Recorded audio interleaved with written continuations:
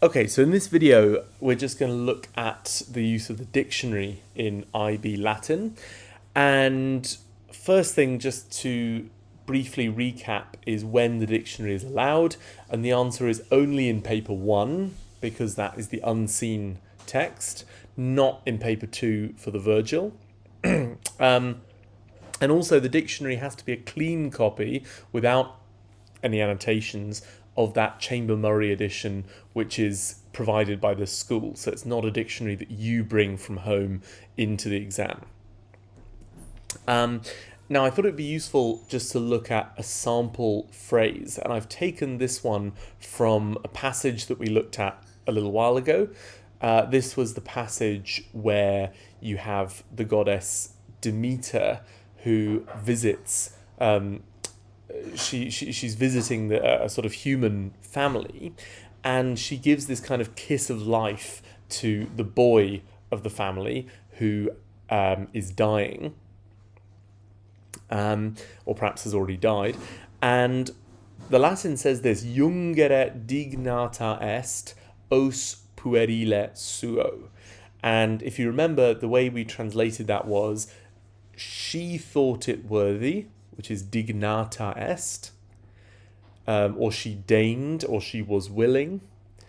And then the infinitive jungere, to join. And then the object was os puerile, so os meaning mouth, puerile meaning of the boy. So it's an adjective that means sort of boyish or of a boy. And then suo is dative case, meaning to or for her own. So that's the translation of the phrase. She thought it worthy, or she deigned, or she was willing to join the boy's mouth to her own. So the question is, if you had a phrase like that, what could you use the dictionary for? How can the dictionary help you with that? So first thing is that that infinitive jungere, which, just because it's the first word in the phrase. So if you have a look in the dictionary, I've put a photo here of the relevant page, so you need to look in the right part of the dictionary. You need to go alphabetically, search I, U, N, and you'll end up in the right area. And if you look in this bottom left-hand corner of the page, you're given that word there. So what you're given in terms of the information is jungo, jungere, junxi, junctum. And typically with a verb, you're given 4 principal parts. There might be occasional exceptions. So for example, you'll notice in the bottom right-hand corner, the verb juro, jurare, you're only given the first 2, and that's because juro just follows a very predictable pattern, right? It follows the same pattern as amo, amare, or paro, parare, and so you can kind of predict that the 3rd and 4th principal parts are going to be juravi, juratum, just like amavi, amatum, or paravi, paratum. But most of the time, if it's not one of those that goes o, are, avi, atum, you're going to be given the 4 principal parts. So, bearing that in mind, what are these 4 parts that you're given? So the first one is first person singular present tense, right? So jungo means I join. Second one, jungere, is the infinitive, which means to join. Third one, junxi, is the perfect tense, I joined. And the fourth one, junctum, is the PPP. It happens to be in the neuter form here, but don't worry about that. It's the PPP, having been joined. So if you saw a form like, for example, junctum, junctus, juncta, junctai, junctis, whatever, that is a PPP coming from the 4th principal part. And remember, that 4th principal part, it might be on its own, meaning having been joined. It could be in an ablative absolute, so with something having been somethinged. So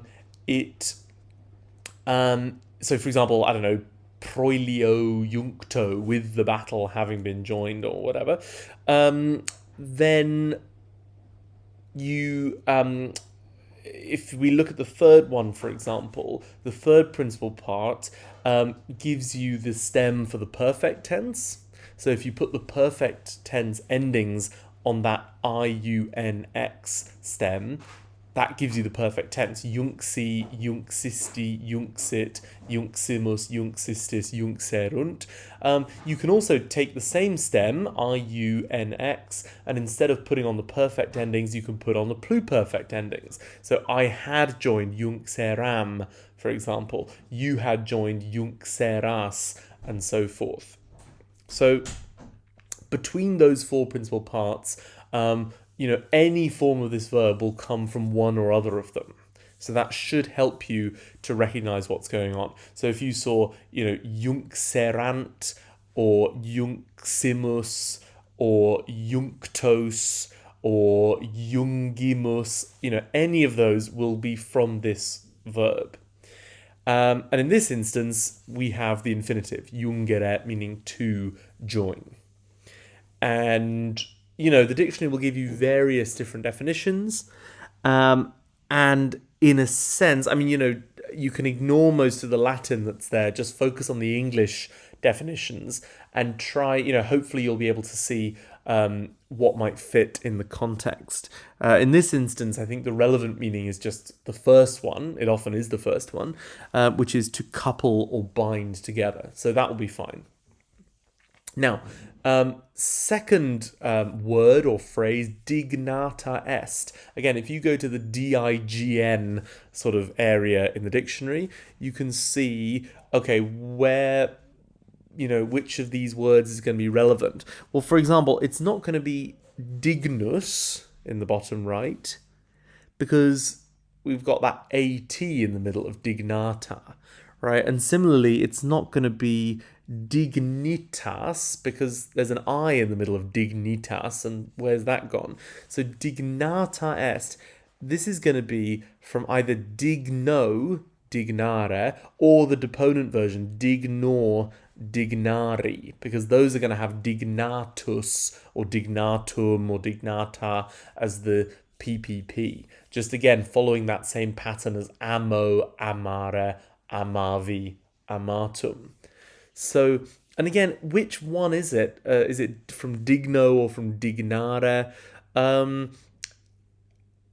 Is it from digno or dignor? In a sense, doesn't make a huge amount of difference here, because they both mean to think something worthy, to think it worthy to do something.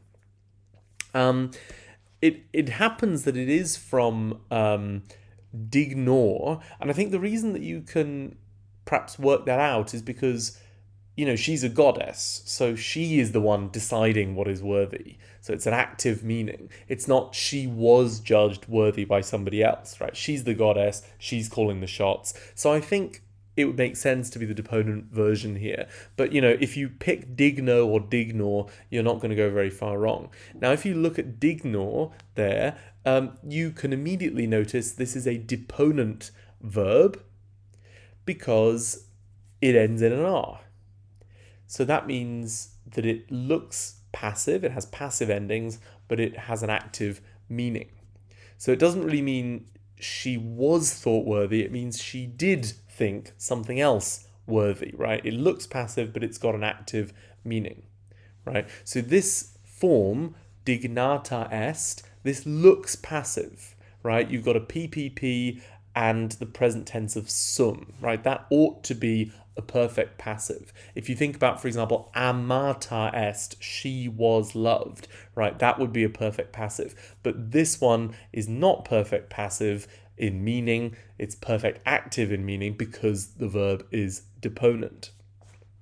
So, she thought it worthy, and then we already talked about jungere, to join.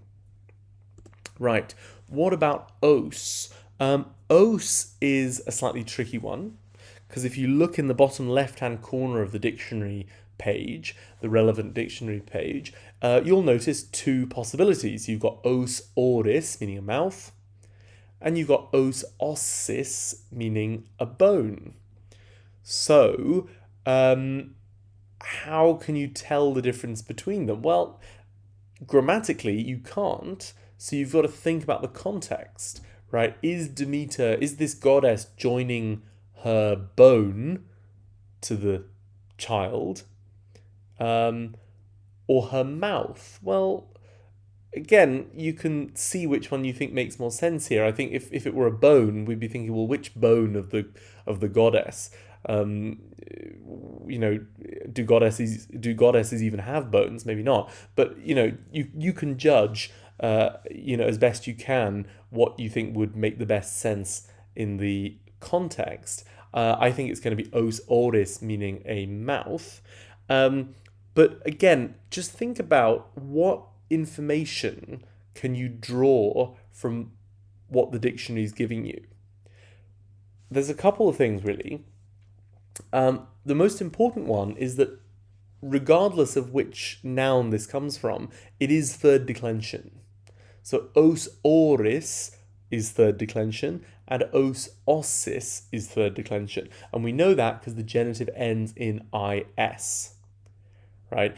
If the genitive singular of a noun ends in is, then it is third declension. And that is really useful information to have because, for example, if you had an ending like an I on the end, then you'd know that's dative singular, for example. Or if you had the ending ibus, you would know that that's dative or ablative plural. Or if you had the ending you would know that it's genitive plural, right? And you can only know that if you know the declension of the noun, right? Because a second declension noun, like dominus, right, if that becomes dominum, that's accusative singular, right? So the ending is ambiguous.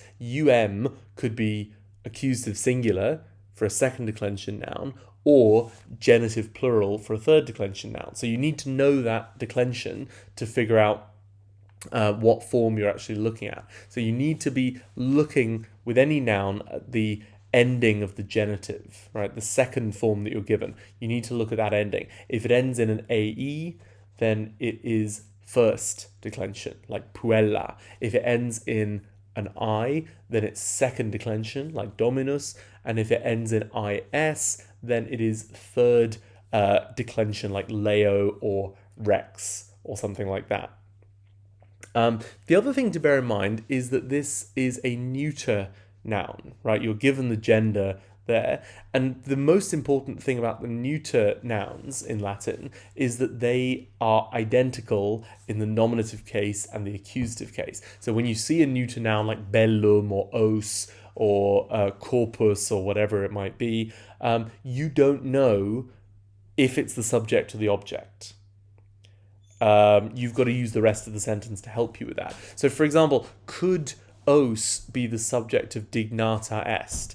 Well, no, it couldn't.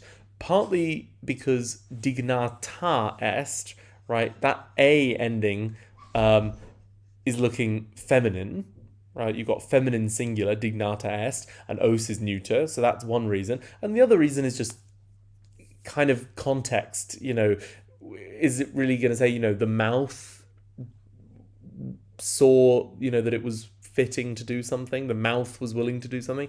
It's more likely that the mouth is the object, really. So, so you can use both the grammar and a bit of common sense about what would be happening in the passage. Okay, then one other word just to look at here is then puerile. Now, if you look up puerilis in the dictionary, if you go to that page of the dictionary, what you will see is, so there's a few words here, puella, puellaris, and so on. But the one that looks closest to this is puerilis, and you can see that second form, puerile, is exactly what we have here. Now, for an adjective, sometimes you might be given three forms, like, for example, bonus, bona, bonum, in which case you've got masculine, feminine, neuter, bonus, bona, bonum. On the other hand, if you're given just two forms, then the first one is masculine and feminine, and the second one is neuter. So puerile is the neuter form. And that's quite convenient here because we know that os is neuter. So os is neuter, puerile is neuter, so probably they must be going together, the boy's mouth. And the dictionary will also give you those letters A, D, J, short for adjective, obviously, just to tell you that this is an adjective that we're looking at here. So the second form given to us there is that neuter gender. Okay, so then a final question is, how can you get better at using the dictionary in paper one? I think the most important thing to do is to revise your principal parts of verbs, because some verbs are just a bit irregular. The worst example of that, the most horrible irregular verb in Latin probably for that, is ferro. Right? Remember the principal parts of ferro: ferro, ferre, tulli, latus. Right? That's completely irregular, and therefore it's a nightmare to find in the dictionary. Whereas once you've learned that tulli comes from ferro, then you're fine and you don't need to worry about the dictionary issue. So the irregular principal parts are the ones that you want to really focus in on. And to do that, you could either use the Quizlet set that I've made, which is basically the most common irregular principal parts in Latin. And there's not that many of them. I think there's 183 terms in the set, but actually that makes it sound more than it is because, you know, each verb appears 4 different times and most of them are pretty easy to recognize. So it actually doesn't take that long to study. Another alternative or something you could use as well is the OCR principal parts tester, or trainer, which is provided by Hands Up Education, and that's also a really useful online tool. And I will post the links, or I will include the links for both of those things, the Quizlet and the Hands Up tools, in the description of this video. So that's the best thing that you can do, I think, to help with this. Second best thing is to do a bit of practice with a dictionary. Normally in lessons, I give a little vocab list for convenience, but you know, it's worth having a go in your own time with a dictionary, a paper dictionary. So you can either do that with your own copy if you've got one at home, or you can always come up to P10 and borrow one to do a little bit of that practice. So that second thing is important as well.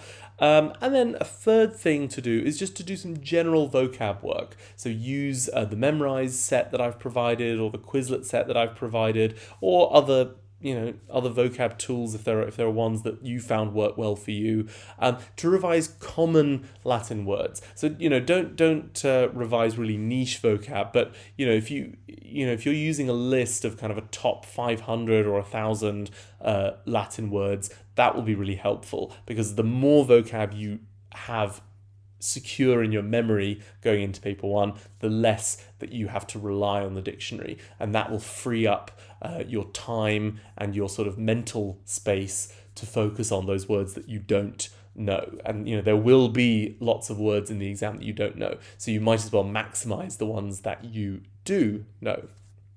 Okay, so that's it for this video.